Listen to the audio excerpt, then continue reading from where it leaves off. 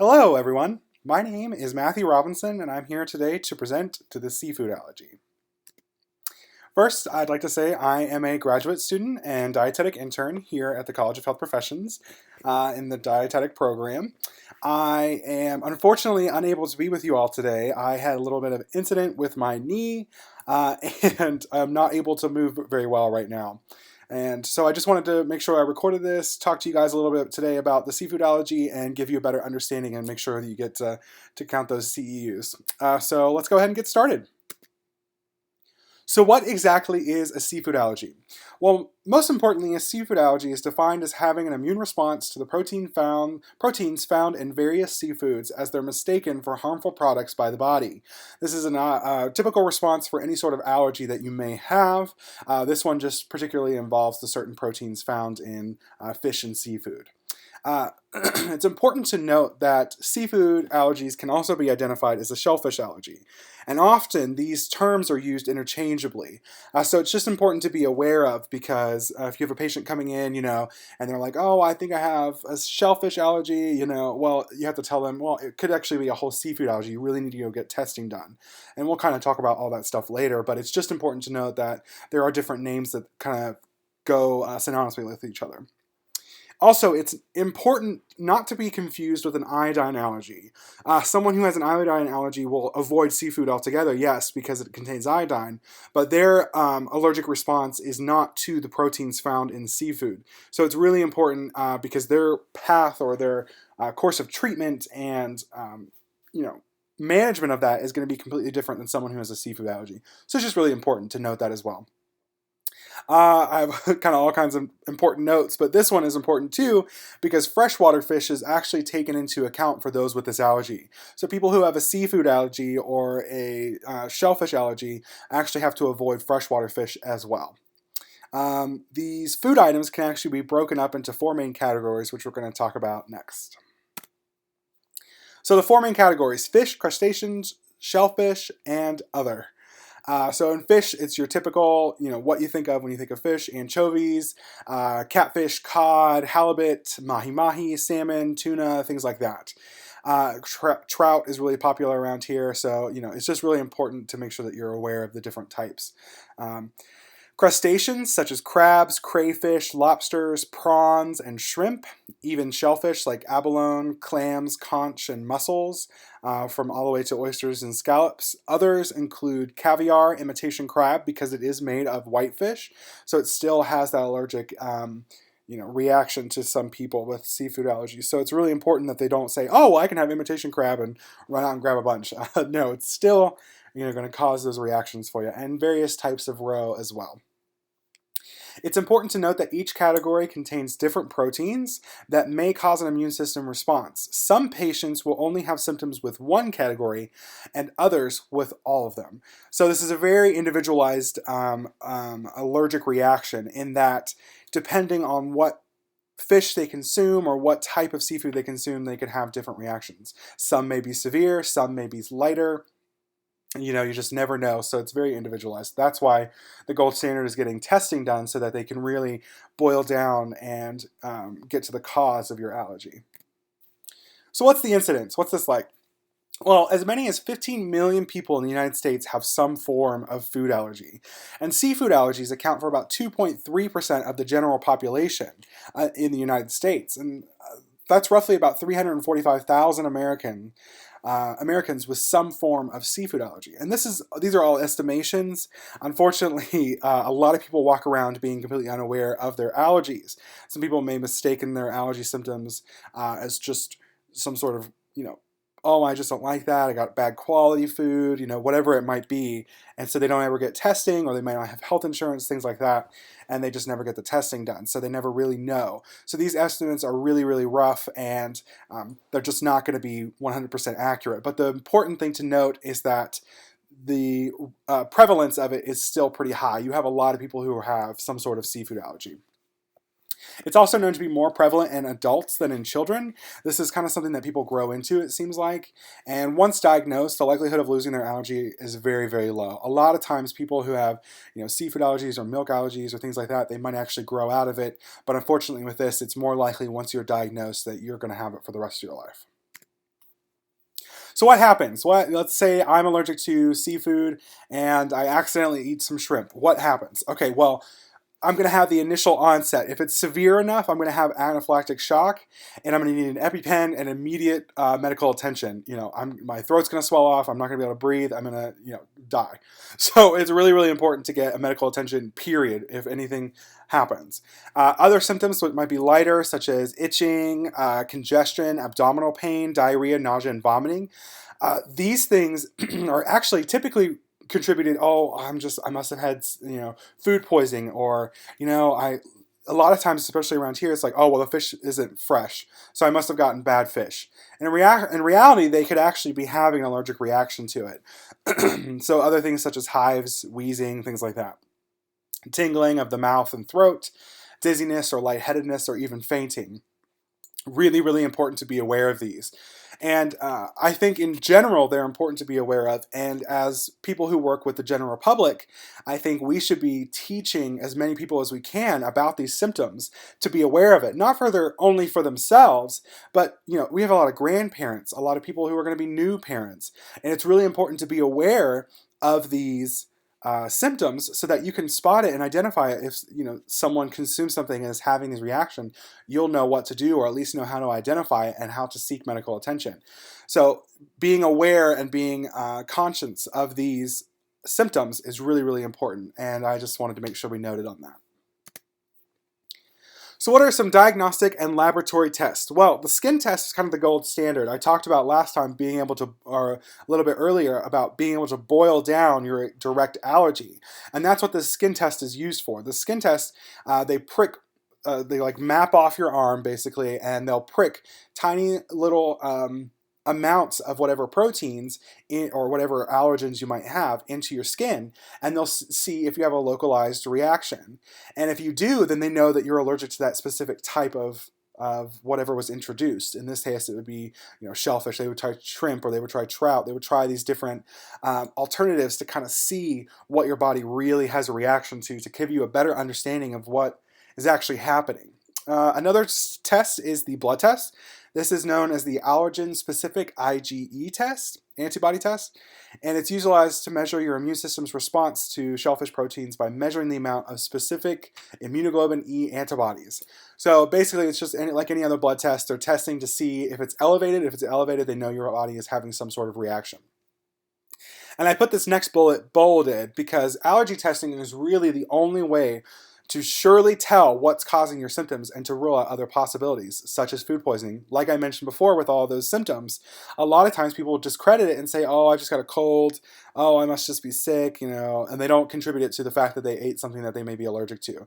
So we as healthcare professionals, we have to be aware of that and help, transcribe that information to them. So what is the treatment? Well, if it's, like I said, a severe reaction, you need epinephrine, EpiPen, and you need to be taken to the ER. You need immediate medical attention. If it's, some reactions, eventually they will go down, and you can eventually be scheduled for testing to, like I said, that skin test. You really want to get some better understanding. You want to know what is causing these issues. The best treatment is avoidance of seafood, being aware of the seafood, and education. And we're going to talk about these a little bit later, but those are the biggest parts of treatment because it's preventative. It's a preventative treatment. It's not allowing it to happen, that sort of thing. So, you guys are registered dietitian nutritionists. What are your nutritional concerns with a patient who has this? And this one I kind of had, not a struggle with, but it's a very big picture, and you're trying to look at all the different parts and trying to pick out what's most important to you. And these are the ones that I kind of came up with. I came up with omega-3s, obviously, because such fatty fishes, such as salmon and things like that, those are supposed to be a really big part, 3 times a week, a part of our American diet, and it's unfortunately not. So whenever you eliminate it altogether, that's an even bigger nutritional concern is omega-3s. Vitamin D is found in salmon and things like that. So that's going to be another nutritional concern because most United States Americans, United States citizens are already deficient in vitamin D. So eliminating that is another big nutritional concern. And I put vitamin A and B vitamins, because those are something that you can see later on that I do consider important. But concerns I have concerns, but only mainly with situational circumstances. So people who are vegan or vegetarian, they're eliminating even more out of their diet. These parts of the elimination diet, I would be more concerned with them. Maybe not someone who, is a registered dietitian and has a seafood allergy. You're going to be able to pinpoint what areas you need to fix. But an average Joe is going to not be able to kind of identify those things as quickly. So we have to be there to kind of help that. And that's why I feel like vegetarians and vegans are going to be a higher concern for me, making sure that they're getting enough, as well as additional allergies. Someone who has, an allergic reaction to seafood and nuts, you're eliminating walnuts and all these nuts that have healthy fats in them. So that's going to be even more of an elimination of omega-3s, and we're going to have to watch and, figure out what's going on. So those were some of the big ones that I meant by situational circumstances. But replacement of proper foods to supplement those losses, that's our biggest concern. Making sure that they're getting enough wide variety, wholesome, real foods that contain these deficit or these ingredients that they're not going to be getting from seafood. So our biggest nutritional concerns, obviously, making sure that they avoid the products they can't have, being able to read the nutrition labels, understanding of contamination, cooking methods, sanitization, and prevention of contact. Those are really, really big. And we're going to talk about those a little bit later, but I just wanted to make sure we talked about them now because they are concerns of nutrition and that kind of thing. So what is your role? As you are registered dietitians, what is your role with a patient who has a seafood allergy? Mainly it's education and guidance. You guys, I can't say we yet, but you guys are the nutrition experts. You have this vast amount of knowledge, and so they're looking to you to educate and guide them through their allergies, this chronic problem that they have. You're going to be there to help. I'm going to go back on the past slide to help them avoid the products, to guide them through reading nutrition labels. They may not be aware of the ingredients list on there. They may not be aware of may contains seafood or processed in a facility that contains seafood. They may not be aware of these things, and they may not be aware of contamination. Something as simple as if a spoon touches a part of salmon and I have a severe enough reaction to seafood, if I touch that spoon, I'm going to have a reaction to it. They may not be aware of that. So that's where we come in to help guide them through this. Helping them understand how to cook, how to sanitize their stuff, how to prevent any sort of contact. They may not be aware of that. So that's kind of where we come in as far as nutrition guidance, nutrition education, and being their expert and their person they can rely on. That's our role as a registered dietitian. So what should you focus on in your education? Again, reading and understanding the labels. That's my biggest thing, I think, is because they may not be aware of it. Most people aren't aware. They don't even look at the nutrition label. So just kind of really important to make sure that they're aware of it. And this is the next one, the instilling critical thinking skills. This is huge. Your patient should be able to understand the risk and be able to identify potential areas of concern. It's critical in their real world, in their real life outside of your little office, that they're going to be able to critically think and analyze situations that there may be problems with. So whenever they're going out, or if they're thinking, okay, my family's coming down, it's 4th of July, they're going to want to have grilled shrimp. What do I need to do to make sure that I don't have a reaction?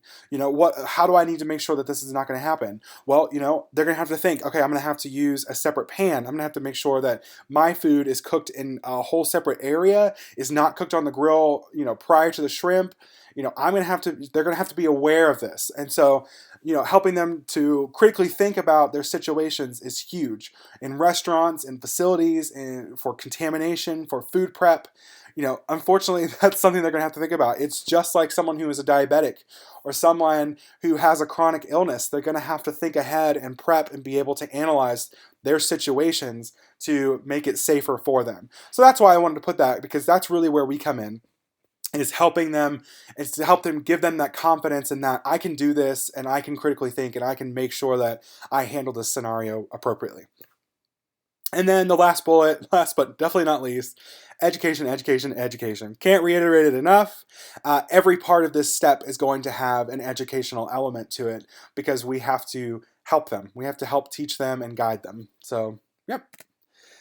And let's see, this is our sample meal plan. So this is just some stuff that I came up with to kind of help incorporate, omega-3s and vitamin D. Those were the big things that I was looking at, as well as a variety of foods. So, in the morning, having a protein smoothie, but making sure you're including flax seeds or flaxseed oil. I also put a little annotation, asterisk there.